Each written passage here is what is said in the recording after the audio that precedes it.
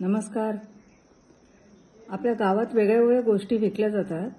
तर आता सध्या ना गावात हे असं काहीतरी विकलं जातं. ही छोटीशी बाटली आहे. ही अशा वेगळ्या वेगळ्या रंगाच्या ह्या बाटल्या आहेत. या अशा विकल्या जातात. याच्यात पाणी आहे. ते पाणी पिऊन बघितलं तर ते साधारण रसना कसं लागतं तसं आहे. त्याच्यावर काही किंमत वगैरे काही लिहिलेली नाही, कसला मार्क नाही आहे, काही नाही आहे. आणि ही बाटली 5 रुपयाला एक अशी विकली जाते. शाळकरी मुलं, छोटी छोटी मुलं आहेत ना, अशा बाटल्या विकत येतात. आणि हे कसं घ्यायचं तर हे असं धरायचं आणि असं